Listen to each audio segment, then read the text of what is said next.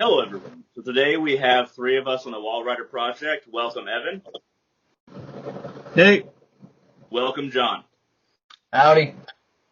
And today we're actually just going to be having a little bit of a conversation on Madness, on Carcosa, on Haster. We have a couple questions each, and I will do my best to answer them based on what I think that I know. Now, once again, this is unfolding path, so there's no book for it, and we're just kind of working through it as it goes. So yeah, let's get our first question, and we'll see if I can give some insight on it, hopefully. All right.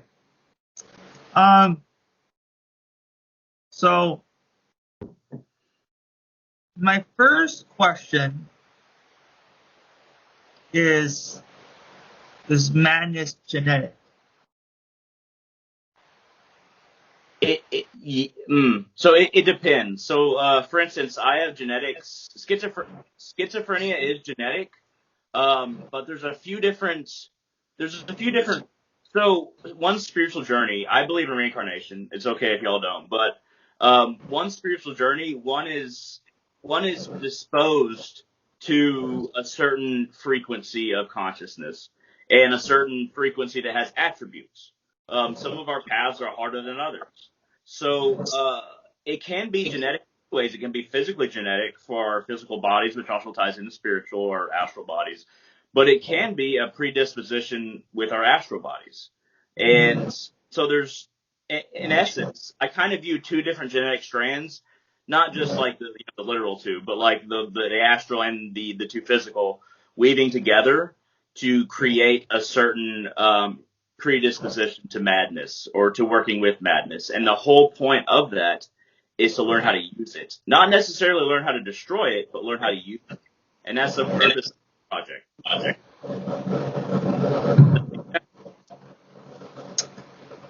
My next question is would a simple concept of madness be not only primal but also free and liberating? Yeah, so a lot of the time we have blockages that because of mistakes we've made or because things have happened to us, a lot of times we have blockages. And in order to get through those obstacles, madness can actually help with that because it'll give us the predisposition to barge through or think about things differently. So if we're predisposed to think about things differently or to just head through these obstacles recklessly, then a lot of the time we can kind of go through things more quickly.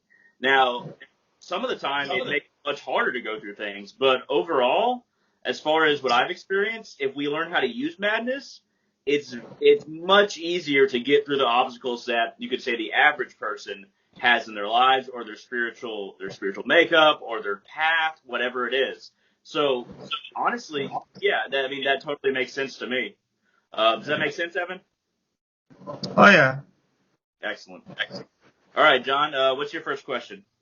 My first question is the chaos consciousness that we seem to be studying and working with in the walrider project seems to be almost like a basic human trait in a lot of ways. Some of the most profound things and most important things done in history have been done during extremely chaotic, just really weird times. So my question is, why is something so almost universally attainable, why is it so universally misunderstood?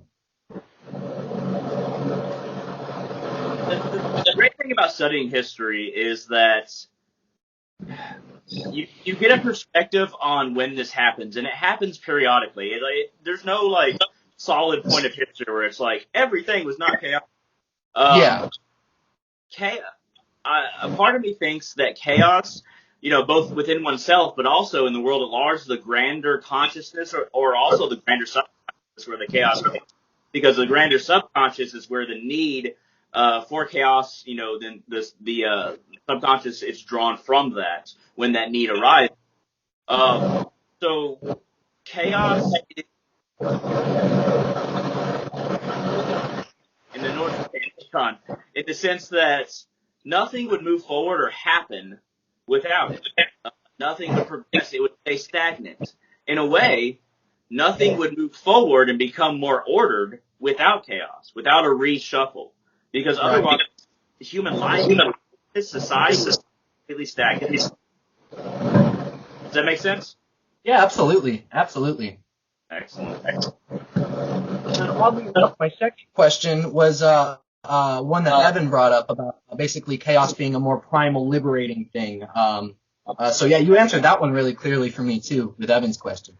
Yeah, it's so like, so evolution is a funny thing. I found that when working with the runes, there's a lot of primal essence that's coming from the past that I can use within myself that a lot of people view as just barbaric or savage or something like that. But there's always this ability within that certain primal nature that we can use and deploy. Now we can control it better, and we should try to control it better, but we always need that element of the primal. If we don't have it, then things can get stagnant within ourselves, within the world, but also we want to discover. There's a lot of chaos that is needed to discover things, and this is one of the reasons why the Walrider Project is great, because it is an endeavor of discovery. It's not an endeavor of trying to teach somebody from a book or trying to say, okay, we're going to follow this path. We are discovering. There's something very primal about that. That's what makes the Walrider Project so potent, and why, honestly, everybody, I'm very proud to be part of this group, because everybody here is very much interested in that. And there's not a whole lot of people out there who truly understand this. So I don't completely understand it, but it's a wonderful thing to have a group of people that we can move forward, knowing that this path is uncovered by each of us, and we kind of all fit into it and kind of give feedback and stuff. So we're all learning how to use that primal essence. Does that make sense? Yeah, absolutely. Very much Yeah. so. I'll go ahead and say that at the end of this, this is just a short video. We just have a few questions here. But anybody interested in the Walrider Project, please contact me at www.facebook.com/hunter.salazar, HUNTER, SALAZAR. You can get into touch with us. We can work together. And if you're interested in using, as y'all say, this primal essence of madness to move forward, or to just work with each other on this instead of somebody telling everybody else how to do something, then please contact me, and then we can work together, and all of us can work together. So do y'all have anything else to say before we end this recording and continue our conversation? Not really. Good. I'm just happy to be a part of the Walrider Project, man. I'm happy to be discovering things, in real time with a group of people, for real. For sure, man. For sure. Absolutely. Yeah, and let's go ahead and we're going to end this recording, but all of y'all, please feel free to contact me.